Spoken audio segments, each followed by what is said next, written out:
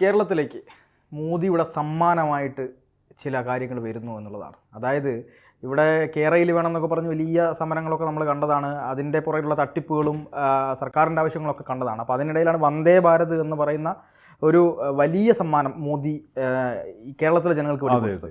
ഇപ്പോൾ ഈ ബജറ്റിന് ശേഷം എനിക്ക് തോന്നുന്നു കേരളത്തിലേക്ക് 3200 കോടി രൂപയുടെ വികസന പ്രവർത്തനങ്ങൾ റെയിലിന് വേണ്ടി മാത്രം മാറ്റി വെച്ചിരിക്കുന്നത്. അപ്പോൾ ഇപ്പോൾ ഈ നമോ ട്രെയിനും അതോടൊപ്പം തന്നെ വന്ദേ ഭാരത് ട്രെയിനും കൂടുതലായിട്ട് ഇന്ത്യയിൽ മൊത്തം അനുവദിച്ചിട്ടുണ്ട്. അത് കേരളത്തിലേക്ക് കൂടി വരികയാണ്. നമോ ട്രെയിൻ വരുമ്പോൾ എനിക്ക് തോന്നുന്നു ഈ മെട്രോ പോലുള്ളൊരു സംവിധാനം പോലെ തന്നെയാണ് നമോ ട്രെയിൻ. 2 നഗരങ്ങളെ ബന്ധിപ്പിക്കുന്ന 16 കോച്ചുകളുള്ള സംവിധാനമാണ്.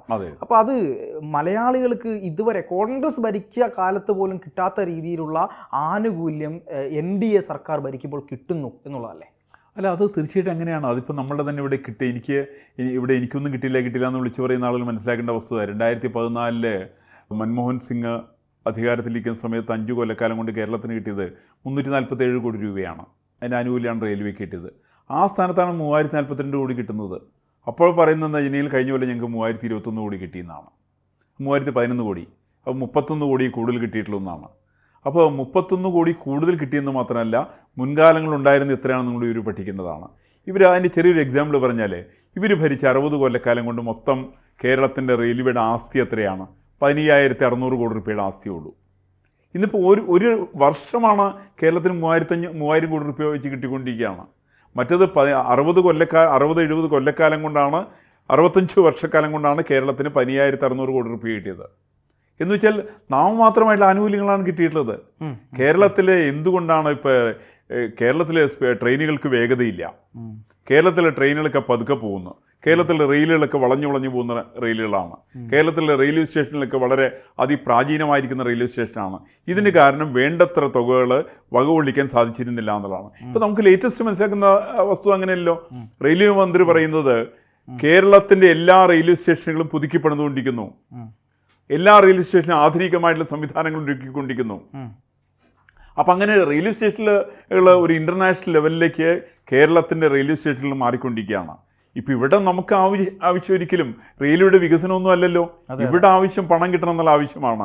3042 കോടി അനുവദിച്ചാൽ പോരാ, ഞങ്ങൾക്ക് 3500 കോടി രൂപ വേണം, ഞങ്ങൾക്ക് ശബരി റെയിൽ വേണം, ഞങ്ങൾക്ക് മറ്റേ റെയിൽ വേണം, അല്ലെങ്കിൽ അതിൻ്റെ ഇരട്ടിപ്പിക്കൽ വേണം, ഇല്ലെങ്കിൽ എറണാകുളത്ത് നിന്ന് അമ്പലപ്പുഴ വരേക്ക് ഇരട്ടിപ്പിക്കൽ വേണം, ഇത്യാദി കാര്യങ്ങളാണ് പറഞ്ഞുകൊണ്ടിരിക്കുന്നത്.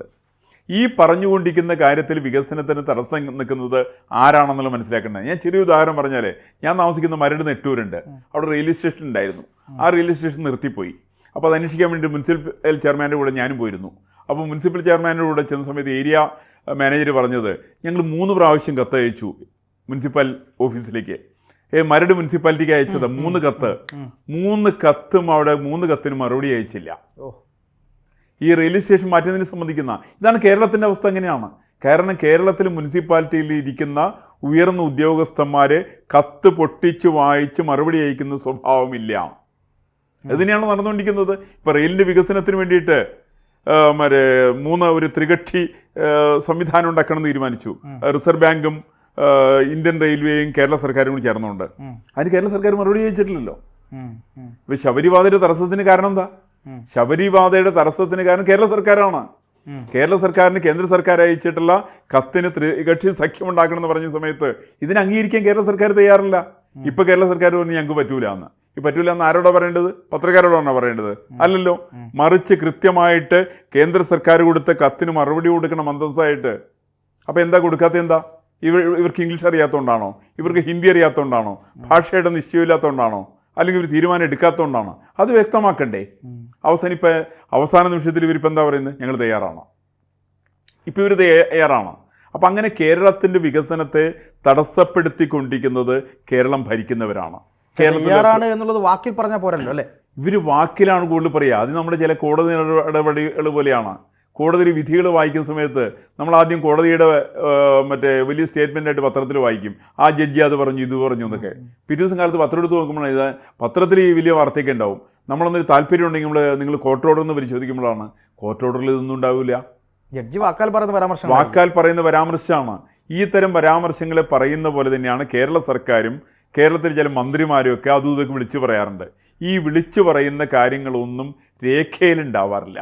അതുകൊണ്ട് കേരളത്തിൻ്റെ വികസനവും നടപ്പിൽ വരാറില്ല. നമ്മൾ കേരളത്തിൻ്റെ വികസനം കൊണ്ടുവന്നിരിക്കുന്ന ഏതെങ്കിലും ഒന്നിന് ഇവർ അംഗീകരിച്ചിട്ടുണ്ടോ?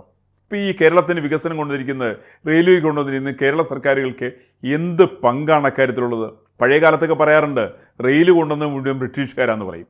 സത്യത്തിൽ അങ്ങനെയാണോ? അല്ലല്ലോ.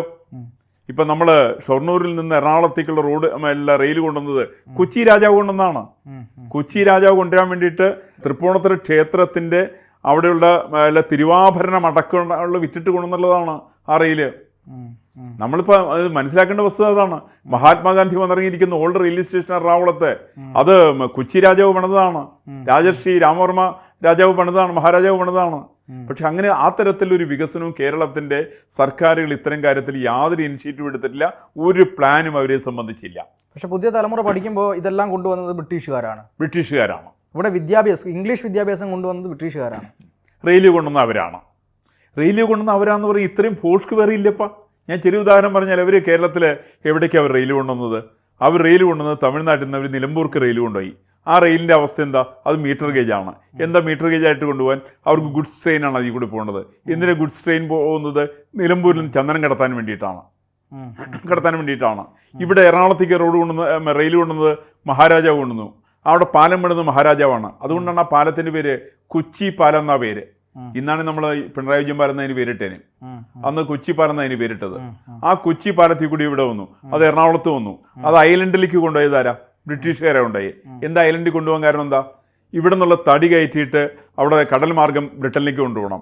അങ്ങനെ കടൽ മാർഗം ബ്രിട്ടനിലേക്ക് കൊണ്ടുപോകുന്ന തടി അവിടെ ചെന്ന് ഫർണിച്ചറായിട്ട് മടങ്ങി വന്നിട്ട് ഇവിടെ നിന്ന് 50 രൂപയ്ക്ക് കൊണ്ടുപോകുന്ന സാധനം അവിടെ ചെന്ന് 50,000 രൂപയാക്കിയിട്ട് കേരളത്തിലേക്ക് മടക്കി കൊണ്ടുവന്ന് റെയിൽ മാർഗം വിതരണം ചെയ്ത് സാധാരണക്കാരനെ മുഴുവൻ ദുരുപയോഗം ചെയ്യുന്ന പ്രവർത്തനത്തിൽ ഏർപ്പെടുന്ന പണിയായിരുന്നു ബ്രിട്ടീഷുകാർ ചെയ്തത്. അവരതിനു വേണ്ടിയിട്ട് ഇന്ത്യൻ റെയിൽവേ ഒരു കൃത്യമായിട്ട് വിനിയോഗിച്ചു. പക്ഷെ നമ്മൾ മലയാളികളടക്കം പറയും റെയിൽവേയുടെ വികസനം അവരാണ് കൊണ്ടുവന്നത്. വിദ്യാഭ്യാസം പോലെ തന്നെയാണ്. ഇത് സത്യാവസ്ഥ തിരിച്ചറിയാത്തതുകൊണ്ടാണ്. മലയാളിയുടെ വിദ്യാഭ്യാസം പലപ്പോഴും ഈ തരത്തിൽ നേരായിട്ടുള്ള മാർഗത്തിലല്ല. മലയാളി കൃത്യമായിട്ടല്ല വിഷയങ്ങൾ പഠിക്കുന്നത്. എന്തിനാണ് റെയിൽവേ ബ്രിട്ടീഷുകാരൻ കൊണ്ടുവന്നത്? അത് കേവലം ചരക്ക് ഗതാഗതത്തിന് വേണ്ടിയിട്ട് മാത്രമാണ്. അത് ഒരിക്കലും ഇവിടുത്തെ പാസഞ്ചേഴ്സിന് വേണ്ടിയിട്ടായിരുന്നില്ല. അപ്പം ഇതൊക്കെ നമ്മൾ തിരിച്ചറിയേണ്ടതല്ലേ? അപ്പോൾ ഇത്യാദി കാര്യങ്ങൾ തിരിച്ചറിയുമ്പോഴാണ് ഇപ്പോഴത്തെ റെയിൽവേയുടെ വികസനം നമ്മൾ തിരിച്ചറിയേണ്ടത്. ഇന്നിപ്പോൾ കൊണ്ടുവരുന്നത് ഇപ്പോഴത്തെ ട്രെയിനുകളൊന്നും ഗുഡ്സ് വണ്ടികളല്ല വരുന്നത്. വന്ദേ ഭാരത് ട്രെയിൻ വരുന്നു, നമോ ഭാരത് വരുന്നു. ഇതെല്ലാം വരുന്നത് സർവ്വസാധാരണക്കാരന് യാത്ര ചെയ്യാൻ വേണ്ടിയിട്ടാണ്. 200 കിലോമീറ്റർ എങ്ങാനാണ് ഇത് വരുന്നത്. അതെ, സ്പീഡ് അത്ര 200 കിലോമീറ്റർ സ്പീഡിലാണ് വരുന്നത്. ഇവിടുന്ന് തൃശ്ശൂർക്ക് പോകാൻ വേണ്ടിയിട്ട് ഒരു 40 മിനിറ്റ് സമയമുണ്ടെങ്കിൽ തൃശ്ശൂരെത്തും. അത്ര വേഗത്തിൽ വരുന്ന ട്രെയിനുകൾ വരുന്നു. ഇപ്പം നമുക്ക് ഒരുപക്ഷെ ഒരു റെയിലൊന്നും ആവശ്യം വരില്ല. ഈ പറയുന്ന ട്രെയിനുകളുടെ കൃത്യമായിട്ടുള്ള വിനിയോഗം മതി. ആ റെയിലാണ് ഈ കേന്ദ്ര സർക്കാരിൻ്റെ സഹായം ഇല്ലാതെ കണ്ട് തന്നെ ഞങ്ങൾ 25,000 കോടി ഉണ്ടാക്കും, 50,000 കോടി ഉണ്ടാക്കും, കേരളത്തിൻ്റെ തെക്കേറ്റം തുടങ്ങിയിട്ട് വടക്കേറ്റം വരെ 3.5 മണിക്കൂർ കൊണ്ട് എത്തും എന്നൊക്കെ പറയുന്ന ആളുകൾ നമോ ട്രെയിനും അതേപോലെ തന്നെ വന്ദേ ഭാരത് ട്രെയിനും കേരളത്തിലേക്ക് എത്തിക്കുന്ന കാര്യത്തിലും ട്രെയിനുകളെ കൃത്യമായിട്ട് ഉപയോഗപ്പെടുത്തുന്ന കാര്യത്തിലും ശ്രദ്ധ കൊടുത്തിരുന്നുവെങ്കിൽ സ്വാഭാവികമായിട്ടുള്ള രീതിയിൽ കേരളത്തിൻ്റെ വികസനം ഉണ്ടാവും. കാരണം കേരളത്തിൻ്റെ വികസനത്തിന് റെയിലിൻ്റെ വികസനം അനിവാര്യമാണ്. അതൊരു സംശയ കാര്യത്തെ സംബന്ധിച്ചില്ല. അതിന് കൂട്ടായിട്ടുള്ള പരിശ്രമം ആവശ്യമാണ്. ഈ കൂട്ടായിട്ടുള്ള പരിശ്രമം വേണമെന്ന് തന്നെയാണ് കേന്ദ്ര സർക്കാരിൻ്റെ നിലപാട്. ഞാൻ മനസ്സിലാക്കുന്നത് അങ്ങനെയാണ്. അതുകൊണ്ട് തന്നെയാണ് കേരളത്തിൽ നിന്ന് ഒരേ ഒരു എം പി ഉള്ള കേരളത്തിന് 342 കോടി രൂപ അനുവദിച്ചപ്പോൾ കേരളത്തിന് 3 ഇരട്ടി വലിപ്പമുള്ള കർണാടകയ്ക്ക് കൊടുത്തത് 7,500 കോടി രൂപ മാത്രമാണ്. വെറും 10,000 കോടി രൂപയെ ബീഹാറിന് കൊടുത്തിട്ടുള്ളൂ. കേരളത്തിൽ 20 എം പിമാരുള്ള 40 പേരെ എം പിമാർ അവിടെ നിന്നാണ്. ആ പറയുന്ന ബീഹാറിന് കൊടുത്തിരിക്കുന്നത് കേവലം 10,000 കോടി രൂപയാണ് മാത്രമാണ് കൊടുത്തുള്ളത്. കേരളത്തിൻ്റെ 2 ഇരട്ടിയേക്കാൾ അല്ലെങ്കിൽ 3 ഇരട്ടിയേക്കാൾ കൂടുതൽ വലിപ്പം ബീഹാറിനുണ്ട്. അപ്പോൾ ഇതര സംസ്ഥാനങ്ങളുടെ വലിപ്പം നോക്കിയിട്ടല്ല കൊടുത്തിരിക്കുന്നത്. എല്ലാ സംസ്ഥാനത്തിനും വികസനത്തിന് വേണ്ടിയിട്ടുള്ള ഒരു കൃത്യമായിട്ടുള്ള ഒരു ഭാഗം വയ്ക്കൽ തന്നെയാണ് ഇത്തവണ റെയിൽവേ നടത്തിയിരിക്കുന്നത്. മുൻ വർഷങ്ങളിലും 2014 ശേഷം ഇന്ത്യയിലുണ്ടായിരിക്കുന്ന വലിയ ഗുണപരമായിരിക്കുന്ന മാറ്റം ഇതാണെന്നാണ് ഞാൻ മനസ്സിലാക്കുന്നത്. അതുകൊണ്ട് റെയിൽവേയുടെ ഒരു ഭാവാത്മകമായിട്ടുള്ള ഗുണപരമായിരിക്കുന്ന മാറ്റം കേരളത്തിൻ്റെ റെയിൽവേയുടെ വികസനത്തിനുണ്ടാക്കാൻ വേണ്ടിയിട്ട് ഈ പറയുന്ന പദ്ധതികൾ സർക്കാരിൻ്റെ വിഹിതങ്ങൾ കൃത്യമായിട്ട് വിനിയോഗിച്ചിട്ടുണ്ടെങ്കിൽ സാധിക്കുന്നതാണ് എൻ്റെ വിശ്വാസം. തീർച്ചയായും.